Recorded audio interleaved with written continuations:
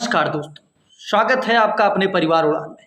जैसा कि हमारी टीम के द्वारा लगातार Uttar Pradesh police 51,000 plus vacancy के लिए मूक टेस्ट कराया जा रहा है, जिसमें सारे प्रश्न जो लिए जा रहे हैं वो 41,500 तथा 49,559 और आपके रोजगार विद अंकित भाटे बुक से प्रश्न को लिया जाता है।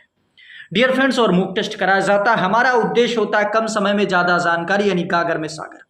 माय डियर फ्रेंड्स, आपको बताना चाहूंगा 15 जुलाई को आपका वैकेंसी आने वाला था लेकिन नहीं आया, तो आप उसके इंतजार में मत बैठिए, क्योंकि वैकेंसी आने के बाद आपको मात्र 1 से 2 मंथ का टाइम दिया जाएगा, इसलिए आप तैयारी को धार देकर रखिए। चलिए सेशन को शुरू करते हैं। सबसे पहला है कि वर्तमान में भारतीय संविधान में कितने भाग हैं। पूछा गया कि वर्तमान में भारतीय संविधान में कितने भाग हैं। ए ऑप्शन दिया गया 15 भाग, 20 भाग, 25 भाग और डी जो दिया गया वो 30 भाग। ये 2019 तक वैलिड है, यानी 2019 तक हम बात कर रहे हैं कि वर्तमान में कितने हैं। दोस्तों, आशा करता हूं कि आंसर्स को टिक कर चुके होंगे, तो 25 भाग हो जाएंगे। कितने भाग हैं मेरे दोस्त?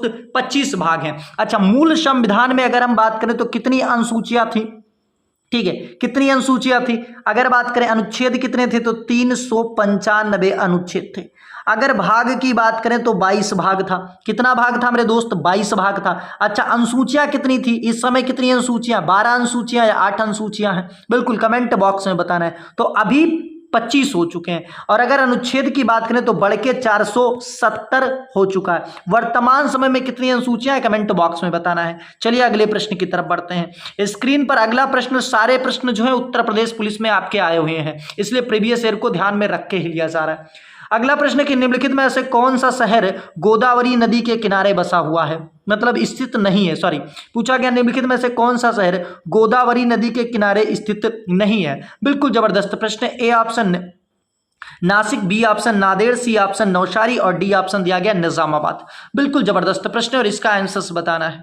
जबरदस्त प्रश्न, इसका आंसर बताना है कि कौन सा शहर, ठीक है, गोदावरी नदी के किनारे स्थित नहीं है। बिल्कुल जबरदस्त प्रश्न है मेरे दोस्त। चलिए दोस्त, तो इसका आंसर आपको करना है, क्या हो जाएगा इसका आंसर कमेंट बॉक्स में बताना चाहिए। तो 4 ऑप्शंस आपके दिए गए हैं। नासिक दिया गया, नशेड़ दिया गया, नौसारी दिया गया और निजामाबाद दिया गया। बिल्कुल जबरदस्त प्रश्न है कि कौन सा शहर गोदावरी नदी के किनारे स्थित नहीं है। माय डियर फ्रेंड, ज्यादा शहर नहीं स्थित हैं, कुछ कम ही शहर हैं और ये आपके उत्तर प्रदेश पुलिस में आया हुआ है। तो क्या हो जाएगा दोस्त? आंसर हो जाएगा Nashri is the correct answer, यानी नौसारी इसके किनारे पर नहीं बसा हुआ है। चलिए, गोदावरी नदी उद्गम अगर बात करें तो ये कहां से होता है? महाराष्ट्र के नासिक से होता है। अगले प्रश्न की बात करें, अगला प्रश्न स्क्रीन पर आ चुका। बिल्कुल जबरदस्त प्रश्न है। आंसर बताना है कि इनमें से कौन सा राष्ट्रीय उद्यान जम्मू कश्मीर राज्य में स्थित है। बिल्कुल जबरदस्त प्रश्न है कि इनमें से कौन सा राष्ट्रीय उद्यान जम्मू कश्मीर राज्य में स्थित है। जबरदस्त प्रश्न और सारे प्रश्न 41,500 और 49,000, ठीक है, 559 पर आधारित है। ए ऑप्शन दिया गया दाचीगम राष्ट्रीय उद्यान, बी ऑप्शन दिया गया दुधवा राष्ट्रीय उद्यान, सी ऑप्शन दिया गया सुंदरवन राष्ट्रीय उद्यान और डी ऑप्शन दिया गया मुद्दुमलाई राष्ट्रीय उद्यान। बिल्कुल जबरदस्त प्रश्न है। आशा करता हूं कि आंसर्स को टिक कर चुके होंगे। तो दाचीगम राष्ट्रीय उद्यान इज द करेक्ट आंसर, यानी दाचीगम राष्ट्रीय उद्यान हो गया आपका, किश्तवाड़ राष्ट्रीय उद्यान हो गया। ये दोनों राष्ट्रीय उद्यान कहां पर स्थित हैं? जम्मू कश्मीर राज्य के अंदर स्थित हैं। अगर हम दुधवा की बात करें तो दुधवा राष्ट्रीय उद्यान जो है उत्तर प्रदेश के लखीमपुर खीरी में सिचुएटेड है। अगर सुंदरवन की बात करें तो वेस्ट बंगाल यानी पश्चिम बंगाल में सिचुएटेड है। वहीं मुद्दुमलाई की बात करें तो किस राज्य में स्थित है आपका? ठीक है, तमिलनाडु के अंदर स्थित है। अगले प्रश्न की तरफ बढ़ते हैं। स्क्रीन पर आपके अगला प्रश्न आ चुका है। जबरदस्त प्रश्न है कि इनमें से कौन सा दर्रा सिक्किम राज्य में स्थित है। जबरदस्त प्रश्न है कि इनमें से कौन सा जो दर्रा है वो सिक्किम राज्य के अंदर स्थित है। ए ऑप्शन सिपकिला दर्रा, बी ऑप्शन परपंजाल दर्रा, सी ऑप्शन नारथुला दर्रा और डी ऑप्शन तिजू दर्रा। उत्तर प्रदेश पुलिस के साथ साथ किसी भी वैकेंसी की तैयारी कर रहे हैं और अगर उसमें जीके जीएस का प्रश्न आ रहा है तो तैयारी आप कहीं से भी कीजिए, लेकिन मूक टेस्ट उड़ान पर दीजिए। रात्रि 9 बजे आपकी क्लास अपलोड की जाती है। किसी दिन हो सकता है आपका अपलोड करने में देरी भी हो सकती है, तो इसलिए आपको परेशान नहीं होना है। तो आशा करता हूं कि आंसर्स को टिक कर चुके होंगे। तो आपका हो जाएगा नाथुला दर्रा इज द करेक्ट आंसर। अच्छा, सिक्किम जो होता है इसको क्या कहते हैं? ठीक है, 7 सिस्टर में आपके सिक्किम नहीं आता है। 7 सिस्टर में सिक्किम नहीं आता है। 7 कौन से राज्य आते हैं? तो अरुणाचल प्रदेश आता है। 7 सिस्टर की अगर हम बात करें तो इसमें आपका अरुणाचल प्रदेश आता है, नागालैंड आता है, ठीक है, मणिपुर आता है, मिजोरम आता है, ठीक है, मिजोरम आता है, असम आता है, मेघालय आता है, ठीक है, और त्रिपुरा आता है। यानी अरुण नागा मणि मिजोरम असम मेघालय त्रिपुरा, ऐसे करके आपको याद करना होता है। चलिए थोड़ा सा अब बात करते हैं, तो इसका आंसर क्या हो जाएगा दोस्त, आपको मैंने बताया नाथुला दर्रा हो जाएगा, ठीक है। अगर बात करें सिपकिला दर्रा कहां पर पाया जाता है, तो सिपकिला दर्रा हिमाचल प्रदेश के अंदर पाया जाता है। पीर पंजाल की बात करें तो जो पीर पंजाल दर्रा है ये जम्मू कश्मीर राज्य में स्थित है। और अगर हम बात करें कि सिपकिला दर्रा तो एचपी यानी हिमाचल प्रदेश में, जबकि जो तिजू दर्रा है यह आपके मणिपुर राज्य के अंदर सिचुएटेड है। कहां पर, मणिपुर राज्य में सिचुएटेड है। चलिए दोस्त, पेन का इस समय ज़्यादा नहीं चल रहा, इसलिए ज़्यादा हम इसका एनालिसिस नहीं करते हैं। लाख बहौसी पक्षी विहार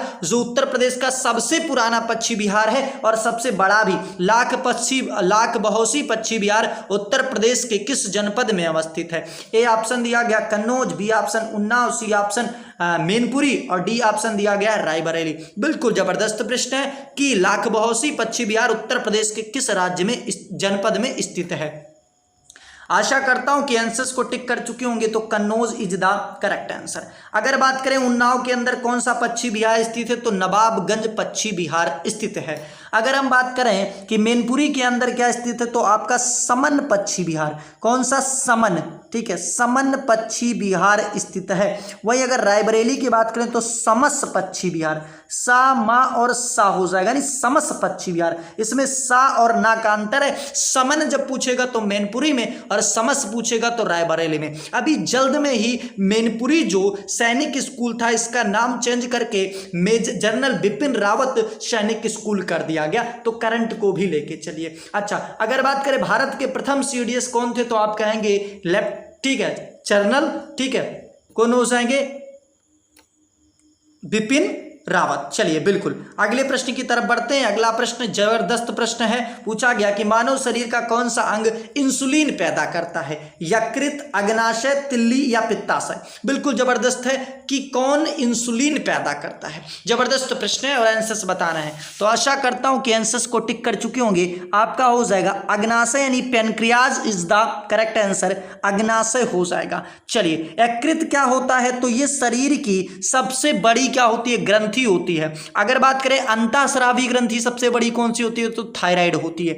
अगर हम बात करें तिल्ली का काम क्या होता है, तो यहां पर अस्थिमज्जा में आपके आरबीसी का निर्माण होता है, जबकि तिल्ली में क्या होता है, आरबीसी खत्म होता है, यानी तिल्ली क्या करती है, आरबीसी का कब्रगाह कहलाती है। तो आपसे कोई पूछे लाल रुधिर कणिका का कब्रगाह किसे कहते हैं, तो आप कहेंगे तिल्ली या प्लीहा को कहते हैं। अगला प्रश्न स्क्रीन पर पूछा गया कि किस पुर्तगाली गवर्नर जनरल ने ब्लू वाटर पॉलिसी की नीति शुरू की थी। ब्लू वाटर पॉलिसी का मतलब था कि समुद्री क्षेत्रों पर क्या होगा, इनका कब्जा होगा। तो ब्लू वाटर पॉलिसी किसने शुरू किया था, ये आपको बताना है मेरे दोस्त। सबसे पहले अगर हम बात करें 1498 ईस्वी में कौन आता है, आपका वास्को डी गामा आता है, जिसने यूरोप से भारत आने के लिए समुद्री मार्ग की खोज की। आप जब नॉर्मल पेपर को पढ़ते हैं तो उसमें कहीं कहीं लिखा होता है कि वास्को डी गामा ने भारत की खोज की, जो कि गलत है।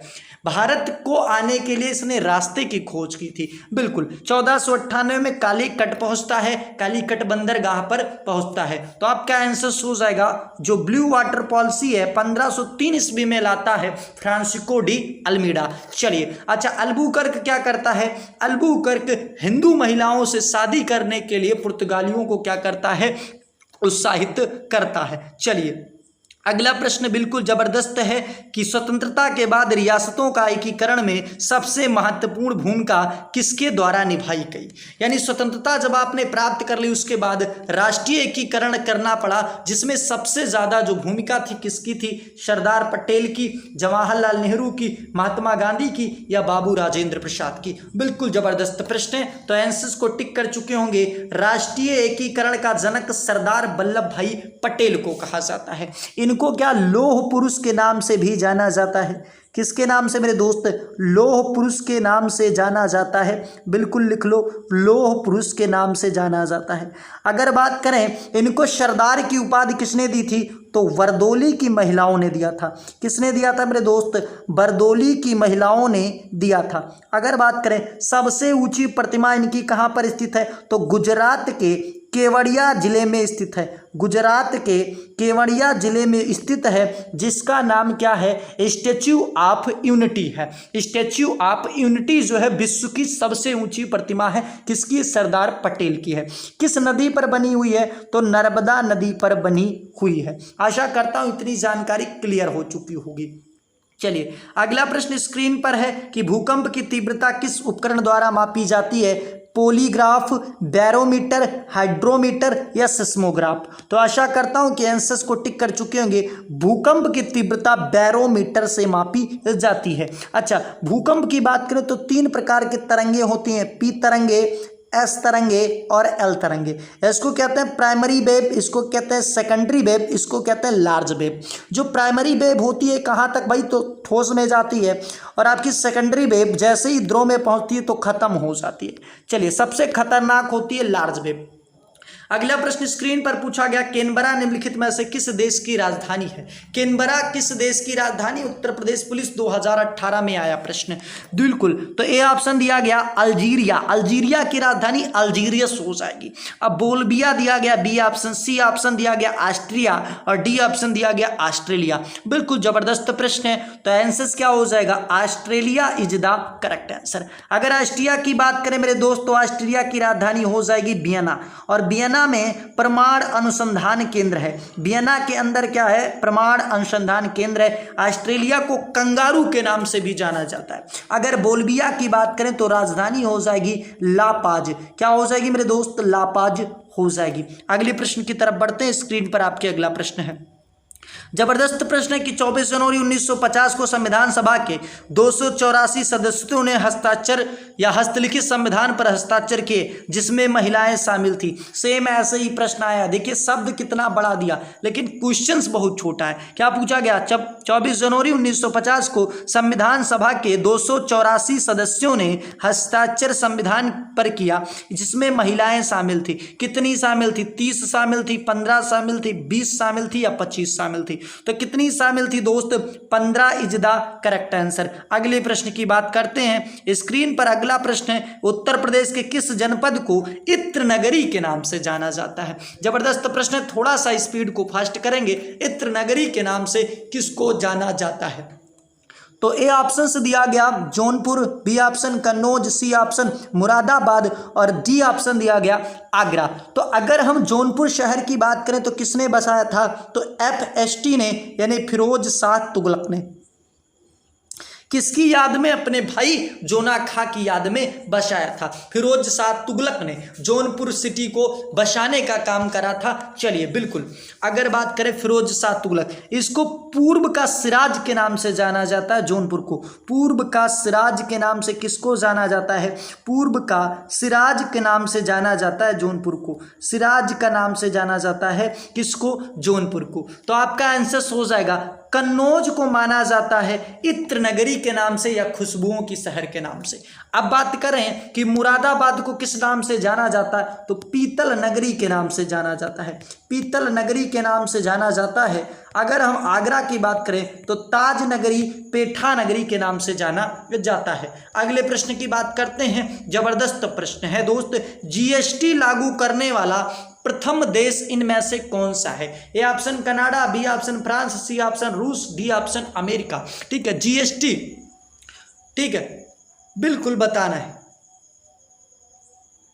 तो आशा करता हूं कि आंसर्स को टिक कर चुके होंगे मेरे दोस्त। France is the correct answer. 1954 में सबसे पहले जो लागू करता है वो आपका फ्रांस करता है।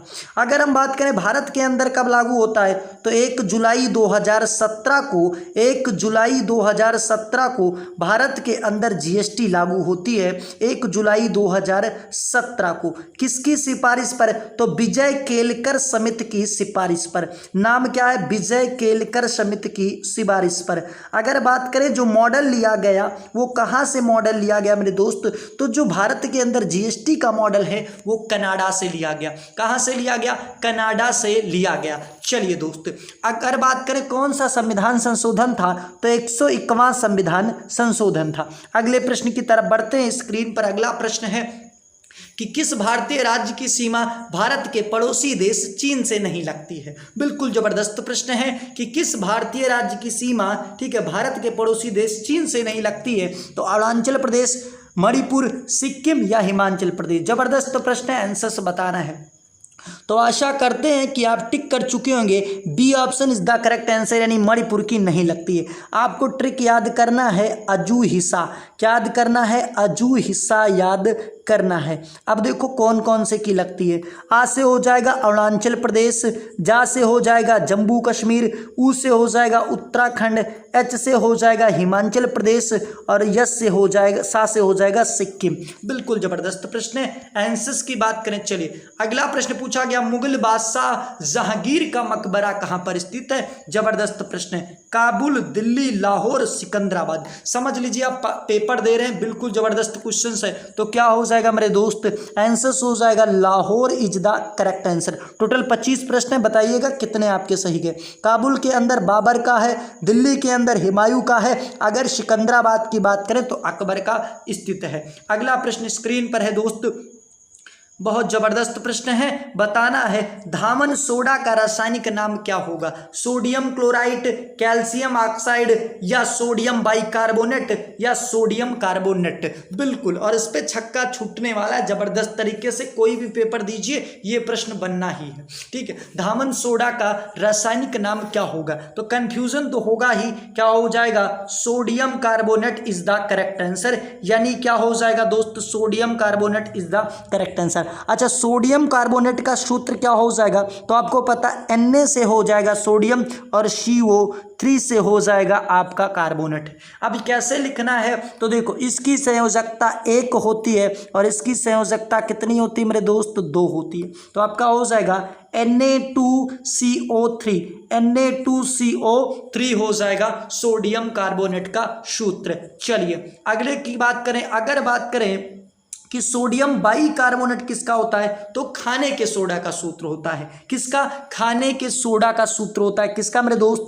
खाने के सोडे का सूत्र होता है। अगर कैल्शियम ऑक्साइड की बात करें तो ये बिना बुझा हुआ चूना का सूत्र होता है, बिना बुझा, CaO, कैल्शियम ऑक्साइड। अच्छा, calcium oxide CaOH, calcium hydroxide की बात करें तो ठीक है Ca2OH। तो कैल्शियम हाइड्रोक्साइड जो होता है किसका होता है मेरे दोस्त?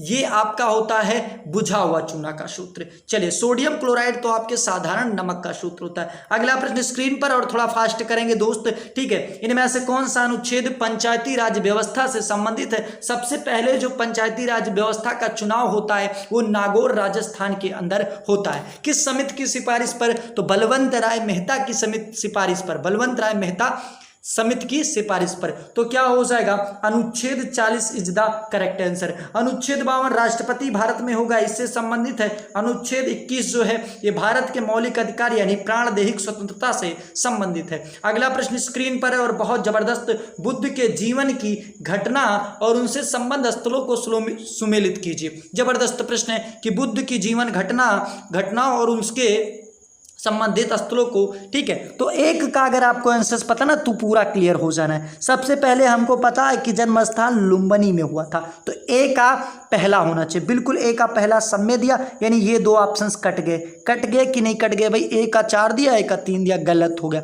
अब फिर बी का हमें पता होना चाहिए, ज्ञान की प्राप्ति का वही भी, तो बी का दूसरा होना चाहिए। बिल्कुल, तो A option is the correct answer. अच्छा, प्रथम उपदेश भी सारनाथ में, निर्वाण कुशीनगर, यानी सब 1 2 3 4 करके होना चाहिए और ये ए ऑप्शंस में दिया गया है। बिल्कुल इतनी जानकारी हो गई होगी। चलिए अगले प्रश्न की बात करते हैं। भारतीय सिविल सेवा दिवस कब मनाया जाता है, तो आंसर हो जाएगा दोस्त 21 अप्रैल, 8 मार्च, 12 जनवरी या 21 जून। तो आंसर आपका क्या हो जाएगा? 21 April is the correct answer. 8 मार्च को महिला दिवस के रूप में मनाया जाता है, 12 जनवरी को युवा दिवस और 21 जून को योग दिवस के रूप में। अगला प्रश्न है प्रदेश का, ठीक है, पुलिस मुख्यालय कहाँ पर स्थित है? तो आपके प्रदेश की बात कीजिए उत्तर प्रदेश के, तो Prayagraj is the correct answer. अगला प्रश्न है कि लावणी किस राज्य का प्रमुख लोक नृत्य है? थोड़ा सा स्पीड को फास्ट करेंगे मेरे दोस्त क्योंकि समय ज़्यादा हो रहा है, ठीक है। 20 मिनट का हमारा 21 मिनट का वीडियो होता है, तो क्या हो जाएगा? Maharashtra is the correct answer. अच्छा, उत्तर प्रदेश के अंदर कौन सा लोक नृत्य है? तो आपको ये कमेंट बॉक्स में बताना है। अगले प्रश्न की तरफ बढ़ते हैं। मैथिली शरण गुप्त का जन्म किस जनपद में हुआ था उत्तर प्रदेश के? तो क्या झांसी, आजमगढ़, प्रयागराज, फर्रुखाबाद? सबसे पहले मीराबाई का जन्म कहां पर हुआ? ठीक है, महादेवी वर्मा का जन्म कहाँ हुआ? तो फर्रुखाबाद के अंदर। महादेवी वर्मा का जन्म फर्रुखाबाद के अंदर। हरिवंश राय बच्चन का जन्म प्रयागराज के अंदर। और इसका आंसर हो जाएगा मेरे दोस्त Jhansi is the correct answer. अगले प्रश्न की बात करते हैं। पंचवर्षीय योजना का प्रावधान भारतीय संविधान में कहां से लिया गया है? ठीक है, सोवियत संघ से, दक्षिण अफ्रीका से, अमेरिका से या जर्मनी से? जर्मनी से क्या लिया गया? आपात का उपबंध लिया गया है मेरे दोस्त, आपातकाल लिया गया। यहाँ से मौलिक अधिकार को कॉपी मार दिया गया।